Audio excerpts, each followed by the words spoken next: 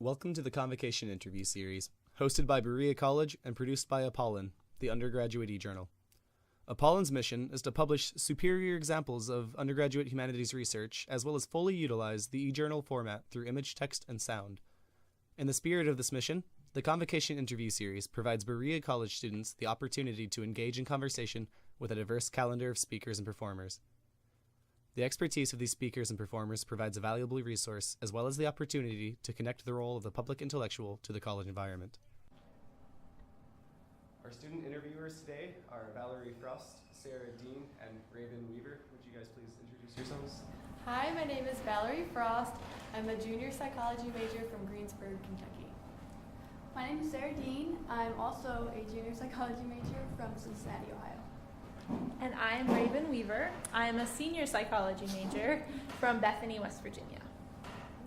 Didn't do that on purpose, all the psychology majors. It just happened. Coincidence.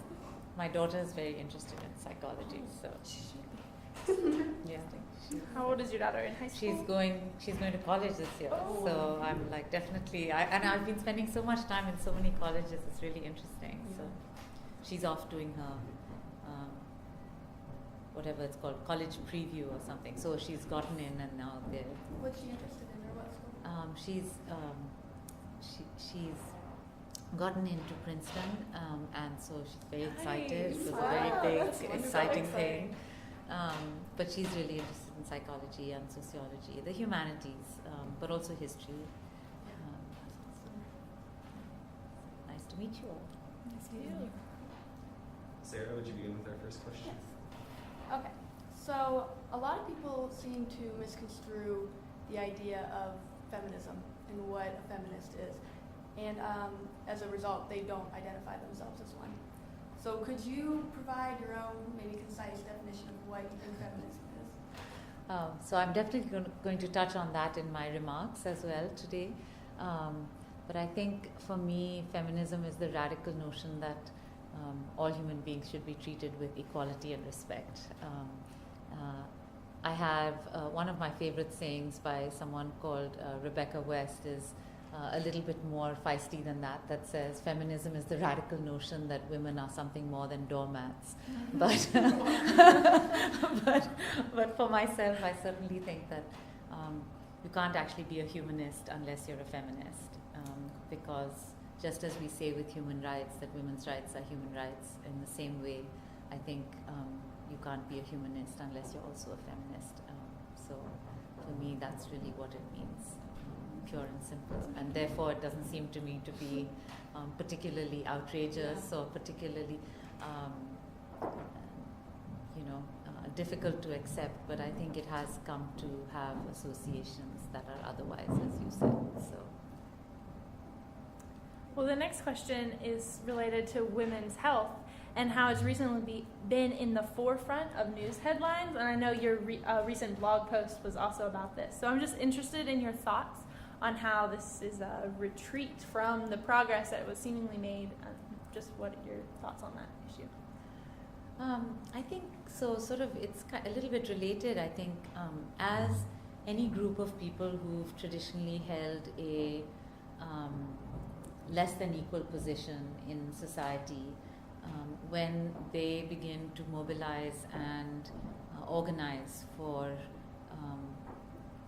equality and greater respect and greater ability to have their voices heard in a society which has been used to hearing mainly their silence, I think it's not that we live in a society where people aren't threatened by that. So I see the what some people refer to as a backlash, or other people may refer to as a conservative or religious reaction to the issue of particularly women's reproductive rights as being very reflective of the kind of mixed feelings and ambivalence we as a society have about the role of women. On the one hand, I think we have always almost glorified what is actually a very mystical and actually very profoundly powerful experience, the ability to actually give life. And I think there is a reason why most ancient religions began not with the worship of a heavenly father, but really of an earthly mother, because that was the first experience of sort of mystical ability to give life. And that's why the earth is usually referred to as a mother rather than as a father, because it's mothers who give birth. I think once that actually moved to a place where people began to understand more that was such a powerful force, that somehow it needed to be controlled and kept under some kind of restraint, because it was also a little frightening, this force, and it also was connected to issues of sexuality, which I think not just in this country but in most countries around the world, people are very squeamish about. Why, I don't know, because our bodies are beautiful, and the fact that we can derive so much pleasure from our sexuality is something that's rarely celebrated. But I think I come from one of the few religious traditions that actually did, for some brief moment of time, celebrate that sexuality, and even that has been squashed. So, even though I can say I come from the land of the Kama Sutra, unfortunately, I would say the realities and practices are far from celebrating women's sexuality there. So, I think today the issue and the reason why it has become such a big issue, even in something like the presidential race, is in some ways reflective of a nostalgia for a past in which that less than sign was still in front of women, and where things were ordered, and where women knew their place and men knew their place, and everybody had their roles, and we didn't have to worry about what was going to suddenly happen if a woman ran the country or a black man ran the country, or what would that mean for us. And I think it has been a very difficult and challenging few years in which the country has had to deal with many new things that it didn't expect to see, many people didn't expect to see in their lifetimes. And I think women's rights are a particularly, incendiary place, where when you have these sort of nostalgic calling backs to a time that was, women's rights, in particular women's reproductive rights, because they speak to women's sexuality, which is sort of simmering over there. It's not just that we miraculously give birth to a child. Something happens before that. And the fact that makes us, this conversation makes us think about women's sexuality, the way young Sandra Fluke was derided for being a prostitute or a slut because she spoke out about birth control, as though somehow the choice not to get pregnant therefore immediately means that you would have sex, not necessarily to conceive a child. But then also the next step from that, which is then if you did, that was automatically a bad thing, and made you immediately somebody who was wanton and loose. And so there was no going to the place of, yes, actually all of us have sexual interests and urges, and we should celebrate that. That wasn't where we were going with that conversation at all. So I think that's partially what's happening, and I think our response should actually be one with a lot of love and a lot of confidence, instead of from a place of, I think there is outrage, and I think we should be outraged, but I also think it usually doesn't help when you sort of start from a place of just straight confrontation. I think to try and turn that around, and how we can do that, I think that would be a big challenge for the women's movement. So how do you feel that your background and your cultural influences helped to spark your interest in women's rights? Well, I think, each one of us, I'm a very big believer in the fact that each one of us brings our full selves into our studies, into our political work, into our personal passions. So I think definitely my upbringing, my culture, where I grew up, all of those things affected me. And I think they affected me sometimes in contradictory ways. So although I grew up in a culture where people always consoled my parents that, you had only 3 daughters, but you're still young and you could try for a son. I also grew up in a country where a woman was head of the country. And I grew up in the 60s and 70s in India under Indira Gandhi, and she was my dad's boss. You know, he was in the Navy, and he had a woman as his boss, and she wore a sari like my mom, and you know, so it never occurred to me, honestly, that a woman couldn't run a country and be the boss of everything. And so that was a funny set of things. Like on the one hand, I was being told, oh, you know, too bad, you're only a girl. And on the other hand, I was seeing this girl running the country. So I think, you know, in both those things affected me. I think also growing up within a religious tradition that does still celebrate goddesses and believes that the divine is both male and female, I think is also very special, because regardless of the fact that women weren't treated very well in India, it was possible to also see beings of great power being respected and worshipped and celebrated.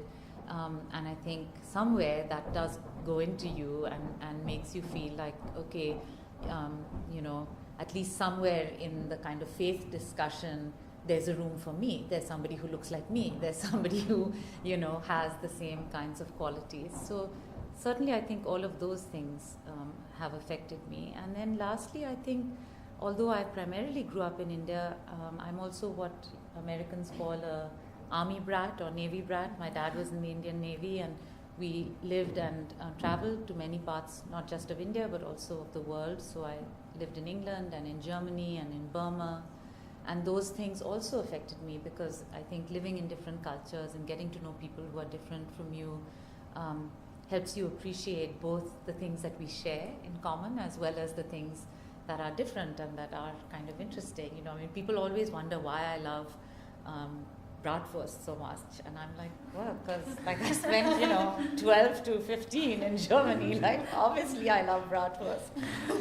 So I think I've taken all of those things, and then I think in terms of how they've affected, you know, my thinking about the world or my commitment to social justice. I mean, I think again, you know, living in places that were on the one hand as poor as India or as unequal as India, and then living in places like Germany where we never saw anybody who was poor or hungry, also made me realize that there's something wrong about having such extremes of inequality, and that it wasn't something that I should just kind of throw up my hands. I mean, there is a part of Hindu tradition that is sort of very fatalistic and says, oh, well, this is because of whatever happened in your last life, and so, you know, you just have to accept it, and it's your karma, and then in the next life it'll get better or whatever. And I just don't think I didn't internalize that, because I saw things in other parts of the world, and I was like, well, it doesn't have to be like this.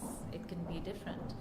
And I think that also, you know, affected how driven I felt to be able to make change. In your TED Talk presentation, which was beautiful. Thank you. I really enjoyed it. You said that some of the most influential people in your life were extremely religious. And I was wondering, how do you suggest that women reconcile their religious beliefs with their desire to pursue women's rights? Yeah.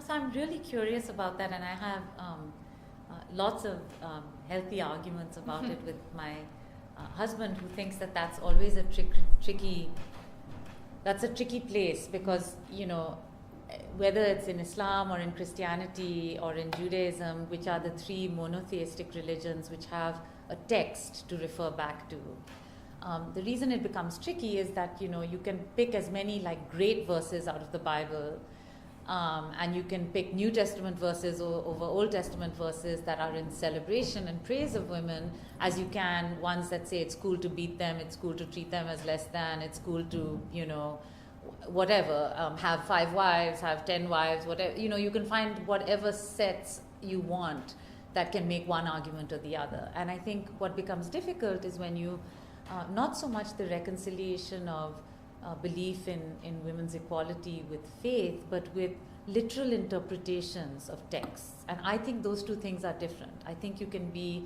deeply believing and deeply immersed in your faith, and I think you can have an understanding of whatever your religious tradition is that's not a literal interpretation of what is written in the text, because you have to appreciate that those texts, first of all, even in the writing of the text, something has changed. Who has chosen what word? Then in translation of those texts, many things have changed. And then we are now, 2,000 years from that time, and realities have also changed. So I don't think there's a contradiction in being able to, many of the core messages in all religious faiths are core messages that are the same. And that's why people argue that there are a set of core human principles that connect us to each other and that give us sort of a sense of that there's a moral compass that exists regardless of tradition, regardless of culture, regardless of, that's consistent for human beings across the planet. And that's sort of a universal morality. That said, I think where it becomes complicated, and that's true for women, it's also true, I'm sure it was very true for African Americans in this country, who on the one hand saw Christianity as this incredibly liberating faith, because, the story of Jesus and the story of, the Jewish people told in the Bible in many ways is a story of liberation. And so black slaves in this country could hold on to that and could sort of see it as a metaphor for their own lives. On the other hand, that same faith was saying that it was cool to have slaves, So, it's a very contradictory sort of and I would say for women, and, my knowledge of Christianity and Judaism and Islam is much more limited than my own understanding of my own faith. But I think for women, it's also very complicated by that same literal articulation. So, if you start from Genesis, and if, God is a he with a big capital H, and yet God created us in his image, then it becomes very difficult to have the his, because we are actually not his's and we are not in his image. But if God created all human beings in God's image, then God is more than just one gender.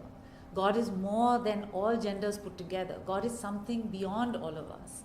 And I think when you can get to that place, then it becomes very different. Then you don't have to deal with, so then he created himself in his own image, and then that guy was lonely, and so, he had a little piece of the rib, and then came this playmate, which sort of feels like some sort of toy or something. But then the playmate is imbued with all this additional power because she's the one who commits original sin. She's the one who listens to the serpent, she's the one who brings the apple. A friend of mine said, it's probably because Adam was just like really lazy and was like, honey, can you bring me something to eat, please? And she was like, yeah, sure, how about an apple? But jokes aside, I think that makes it, I often wonder that it must make it very difficult inside Christianity and Judaism and Islam, because they all believe in Genesis, to get away from that big less than sign, because you're less than even in your creation. It's not that God created beings in God's image, but that God created man, and then from man comes woman, and I think that the irony of that is that every human being on earth knows that they come from woman. That's the real funny story, is that, the only thing you actually know is that you came from a woman. Which man you came from? Dubious. Dubious at the best of times, right? So, and only with very recent technology have we been able to actually determine that. And even that is actually a little bit spotty, depending on, how often a woman had sex, when she had sex, with whom, it's all a question of much more mystery. So I think, and it kind of goes back to our earlier question around sexuality and why this, concern about controlling sexuality. And I don't think it's an accident that first sin is actually discovering your bodies and, then sort of being shamed about your bodies. And then, the next thing is you shall suffer in childbirth because of this, So I just think that's what becomes complicated. And I know when I've talked with Muslim friends, my husband is from Pakistan and many of my, relatives are Muslim. It's the same kind of concern, for as many good verses you can find in the Quran about how women should be treated as equal, there are equally horrible verses in the Quran that say, it's okay if you kind of beat her up once in a while, not too much, but just enough to kind of keep her in place. And all of the stuff in the Quran refers back to both the Bible and the Torah before that. And, they're very derivative of each other, these three Abrahamic religions. So I think it's mainly about trying to avoid this literalism And I think it's not just those religions, because in Hinduism and Buddhism, although we don't have texts in the same way, we have patriarchy too. And there's plenty of oppression of women. Some might argue much more oppression of women, that's justified for all kinds of reasons. And so, again, I think what becomes important is for whether it's women or men to be able to say, to stand by our faith is to stand by the big core values that our faith tells us. And the other thing that I worry about is the whole notion of chosen people, which I also think is somewhat unique to Christianity, Islam, and Judaism, which is, if you're the chosen, then what happens to everybody else? I mean, I went to Christian schools in India, and I remember coming home when I was 7 and saying to my mother, my teacher said if we don't believe in Jesus, we'll go to hell. And my mother was so calm, and she just said, oh, darling, we don't believe in hell. Don't worry about it. And I, after that, it was such a reassuring thing. Whenever anybody would say, but if you don't believe in Jesus, you go to hell, I'd be like, oh, we don't believe in hell. So, it's fine. It doesn't matter. So I think that's the other thing that's difficult, because, if you read the message of Christ, and Gandhi used to say this a lot, it's such a deeply loving and inclusive message that it feels very inconsistent with the notion that, everybody who doesn't believe in that love, who doesn't believe that you have to follow some formal strictures by which, you can say you are a Christian or you're not a Christian, would ever be excluded from that love, because that's not the nature of the love that he talks about. And so, Gandhi used to often say, when people said, what do you think of Christians? And he would say, well, the problem is that they've forgotten the Christ in Christianity. And I think, if we can always keep hold of that, of the Christ, or the those core, to me, that's what the Christ is. That's the set of core values that keep us connected, that, value love over all of the other things that come so easily inside human spirit. And so, if we can do that, I think you can reconcile faith and positivity. Well, from the work that you've done and that you continue to do, what connections have you found between the international community and higher education? It's very broad. Yeah, actually a lot. I think we're living in a world where,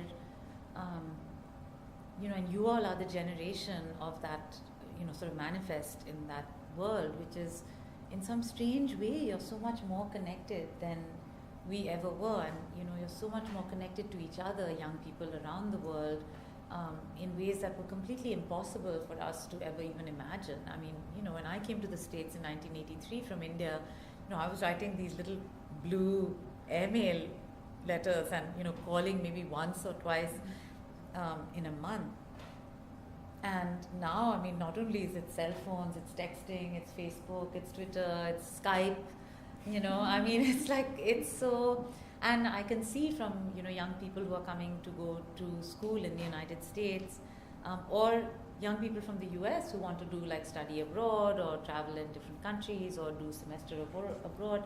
There's just so much more of an experience, and I don't know how much of that you get at Berea, but there's definitely like an openness to it, and there's a curiosity, and you're interested in wanting to know about each other.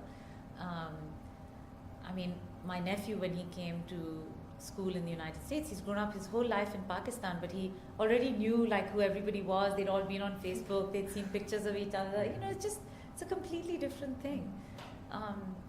So I think there's a lot more of that level of connection. What I don't think there is as much of, and I was asking Ashley whether, for example, Berea has a foreign language requirement, and she said you don't have a requirement, but many students do take a foreign language.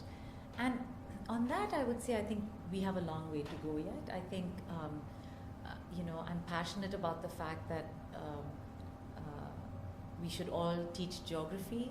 And we basically stopped teaching geography in American schools in like 5th grade. I think Mira studied like, the 50 states, and then that was kind of it, And like, forget about physical geography. Like when I said I'm going to Appalachia, Mira was like, where's that? And I was like, you went to Princeton? You don't know where Appalachia is? Like, I mean, hello.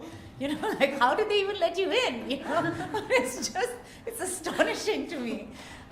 But literally, I mean, when we were growing up in India, in part because we were countries that were colonized by Western countries, we had to learn the geography not only of our own countries, but of the powers that had colonized us. So we had to be able to draw a map of Europe. We had to know where all the, capitals of all these places were.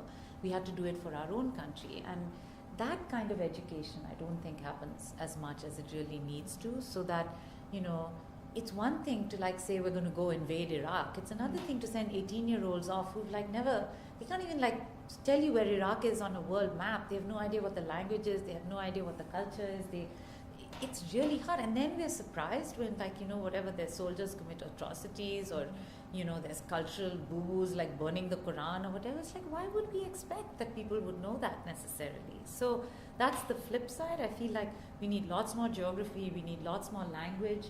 Because yes, English has become a lingua franca, but it's a lingua franca of monetary exchange and of trade and of scientific exchange. It doesn't tell you why, like, there's no word in German. There's no word that translates from the German gemütlich, which means, sort of cozy and comfortable and like together.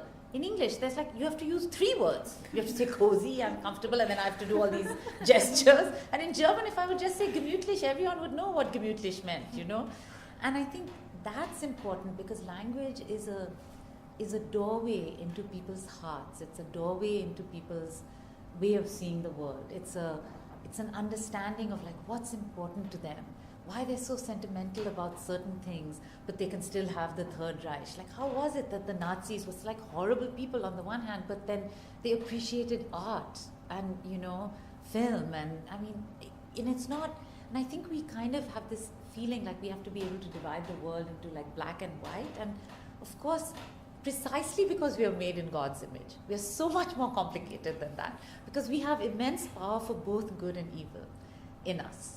And we have to be able to choose.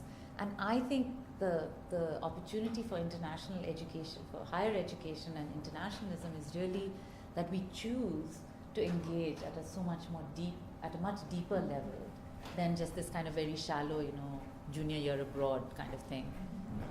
So I think that. Thank you. So, yeah, I don't know if that's Perfect. Yes. So, in your work with the Global Fund for Women, what characteristics and skills do you consider to be most valuable? Meaning for people who would want to do that kind of work. So work this with kind you of at actually Global comes. Fund. So this actually comes like right from the previous comment because definitely languages. Mm-hmm. I think one of the things that was so hard and actually that created quite a bit of tension on staff was we ended up with this really weird thing. So we were really committed to having a diverse staff and both women and men and both people from different parts of the world and ethnicities. But then we would have this really weird thing where like all the young white women were in the fundraising and admin teams at the Global Fund. And like all the quote unquote exotic women from all different countries or young men from all different countries were all working in programs. And we ended up having numerous staff conversations about like, why was that the case? And invariably it would come down to language. So, you'd have really passionate, committed, both young men and women who'd say, I want to work on development and I've studied Africa and then they would have neither French nor Portuguese, nor any local African languages. And then you'd be hiring for the same position and somebody from Mali would apply and she'd speak both French and English and like 3 local African languages. And you'd be like, okay, who would I really want to be reading the applications coming from West Africa? And you would give the job to the person who was from Mali. And that ended up with this weird thing because it felt like there was an apartheid. It felt like there was so disproportionately white and American, the staff that was raising the money. And then it felt like it was so disproportionately kind of global, the staff that was like doing the program stuff. And so we had many conversations about that. And remarkably, I think language was a very, very big piece of it. But also I think the whole experience of living in places that have very different kinds of cultures and have very different kinds of expectations. So you remember when I said earlier on, part of I think what I valued so much about my upbringing was precisely that I did live in so many different places, because it did expose me to different ways of thinking and different ways of being. I think in the United States, we're often very sheltered. I mean, I do kind of worry about our daughter, even though we've taken her to India and Pakistan every single year of her life, and she's lived and worked, but she hasn't really lived in other places. You know, she's grown up in, as my husband calls it, Palo Alto, California. It's Palo Alto, but it's very pale. and you know, and I think that that does worry me about just the level of exposure, even exposure to the differences in this country. I mean, so, you know, at Stanford, there are all these students who I teach you, like, they want to go to Rwanda, they want to, like, save the poor in Ethiopia, they've never even been to East Palo Alto. They would freak out in Oakland. They've never lived on a native reservation. They have no conception of what Alabama, they think the South is like some, you know, strange place. So actually, I think that we have a lot of work to do in terms of this, what I would call cultural fluency, you know, and that's a skill you need if you're going to do work in any kind of a global organization, because you need to be able to be in a meeting where someone is having a hard time expressing themselves, because English is not their first language, it's like their fourth language, you know, and you have to be able to know that if they're having a hard time expressing themselves, it's not because they're stupid, it's because, by the way, they speak 3 other languages that you don't, you know, but it's hard for them to express exactly as quickly as you can all your thoughts in this language. And those are the kinds of things that, you know, if you take it from the little world of the Global Fund for Women and you then play it out at like the UN or something, you know, those same levels of sensitivity are going to be very important. And I would say that those are things that you really have to be able to understand.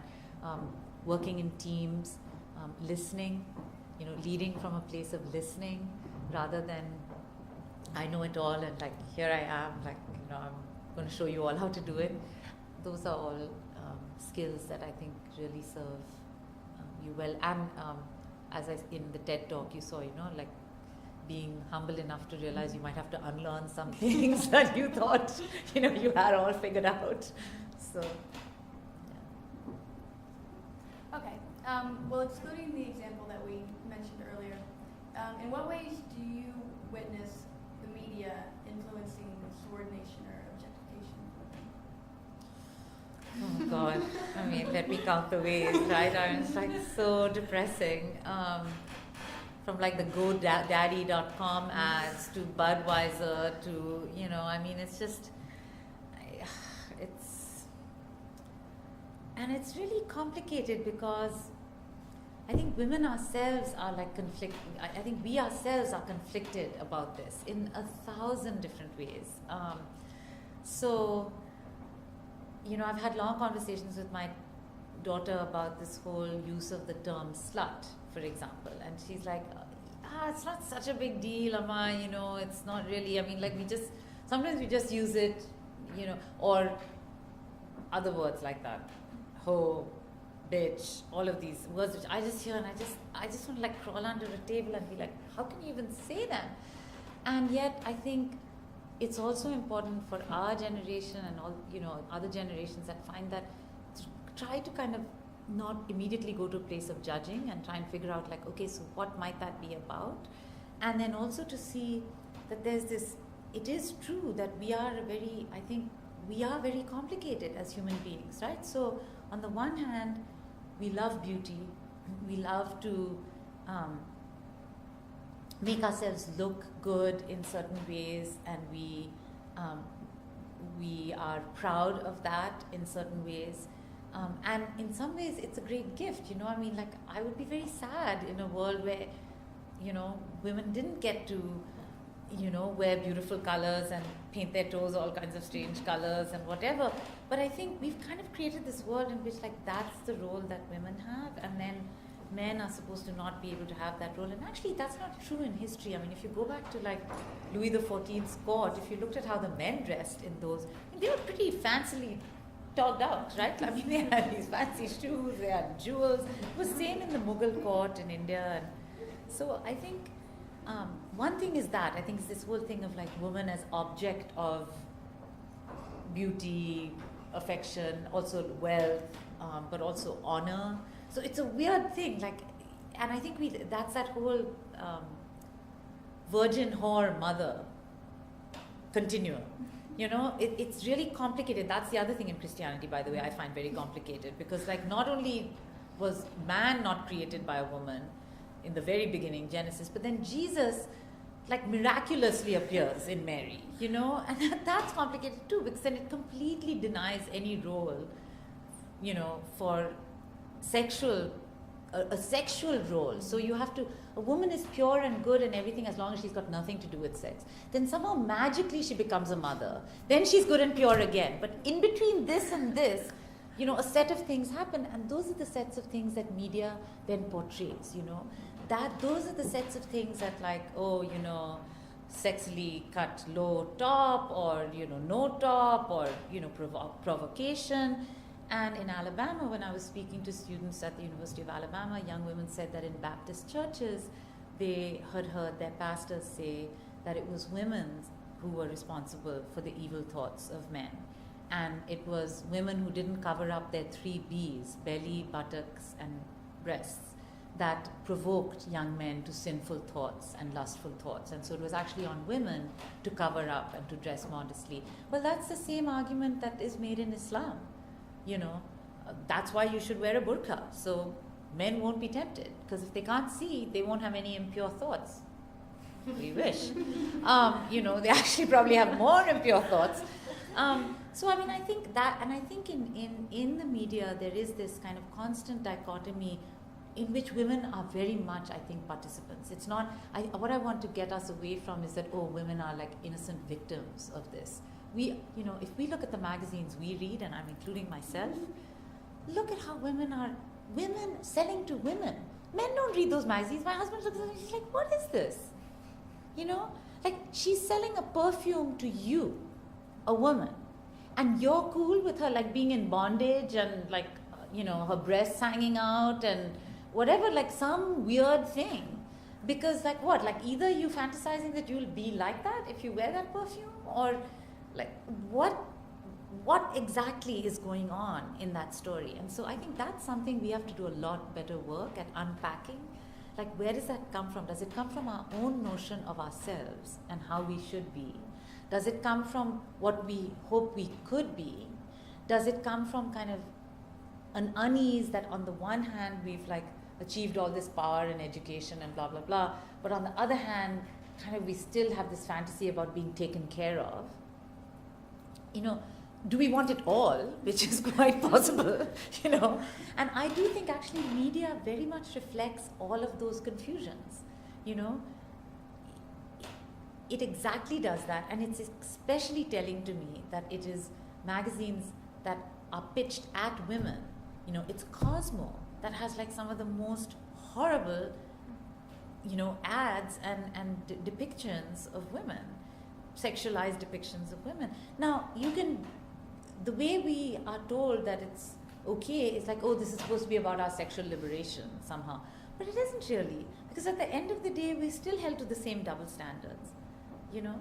So, I mean, I don't know. I think we have a lot more work to do on that, and I'm not going to easily just say, oh, you know, it's the corporate media and we have to like go after them. I mean, I really think those of us who consume that stuff have equal responsibility. And in that, I think women have especially high levels of responsibility, because if we didn't buy that nonsense, they wouldn't sell it to us, you know? So at the same time, I do think they influence how we think. So, you know, it is a little bit of a circle of, you know, it's a little bit of a vicious circle. And I think a good question to end on is just for students that want to be involved in the advocacy towards gender equality and human rights, what's the best piece or pieces of advice that you could share with us, and then hopefully we'll domino effect it out? So I think one thing that I haven't heard is, you know, gender equality is not about women. It's about women and men creating a world that's fairer for all of us. And I think that's something which we don't talk about enough. And this program that I'm developing at Stanford, Ripples to Waves, program in social entrepreneurship, consciously chose not to call it a program in women's leadership or women's entrepreneurship, because I think actually there are remarkable men at all ages and in all different parts of the world who actually truly do believe that their own liberation is totally tied up with the liberation of women and the emancipation of women. And I think that that was true for all struggles of different kinds around emancipation. That was true of white people who identified with people who were enslaved and struggled with them and for them on behalf of an ideal that they believed would set them all more free than they were. I believe that that was true for people like Gandhi, who came from upper castes in India and who could have just said, well, the lower caste people are lower caste people, but actually totally identified with that struggle and believed that. Now, I don't think it's the same thing as to say that those struggles shouldn't be led by people who are experiencing that lack of equality. But I would argue that in many ways the world we live in is also a world in which men are denied equality. Men who want to stay home and spend more time with their kids are denied the opportunity to do that, often by us. When my husband said he wanted to be the person who stayed home with the baby, even though I knew I didn't really want to do that, I kind of felt like, no, that was like my role. But I was supposed to. And he was supposed to what? He was supposed to be the breadwinner. And in being challenged around those things, I think we have to be in a space where we can actually engage young men. And I think it will be young men, because you have the opportunity to be thinking about this world in slightly different ways. You've grown up with mothers who've had different opportunities and who have maybe allowed you to think about the world differently. Your relationships with the women who you love, whether they're your sisters or your lovers or your mom or your aunts, are going to define what happens. And some of the most exciting things I've seen internationally, I just came back from Peshawar in Pakistan, where it's supposed to be like the most conservative city in Pakistan, and it was the only city in which the women's meetings that I had young men in the meetings. And initially I was convinced it was because they were there as chaperones, but it turned out no, they were there because they were involved and were really passionate about this, and 2 or 3 of them had actually stood up on behalf of their sisters and fought for their rights to go to university. And I think when you have that, that's a very powerful way to change the conversation around gender equality. Because really what we want is a world not where anybody dominates anybody else, but where there's dignity and equality of opportunity and respect for all people. And I think that's just as much true between genders as it is between races, or as it is between nationalities, or as it is between. So, for me, my hope is that the next phase of the women's movement will be a movement for gender equality that feels very proud about calling itself. And that's why I like feminist more than, just women's rights, because I think, my husband considers himself to be a feminist. My dad considers himself to be a feminist. In the same way, I think, it doesn't have to be as exclusionary. And so whatever we call it, if that's not the term that people want to use anymore, if they want to use humanist, great. But I think the conversation about gender equality has to be one that is an inclusive one. Not one in which men feel like they can speak for women, but one in which men stand shoulder to shoulder with women and allow women to speak their own truth and then support that truth, with their own experiences and with their own understanding sometimes of how difficult it is to try to be with women who want to be equal, but who also are still carrying around all kinds of, you want us to hold the door for you, but then you want us to pay for dinner. Wait, oh, what? I mean, this is just, and we're all really conflicted about this stuff. It's like deep in our DNA. So kind of unlearning it, and I think we should unlearn it together, and that would be a much nicer space for us to do it in, and it would be a much better way for our kids to grow up than, seeing that kind of love of shared humanity being made manifest.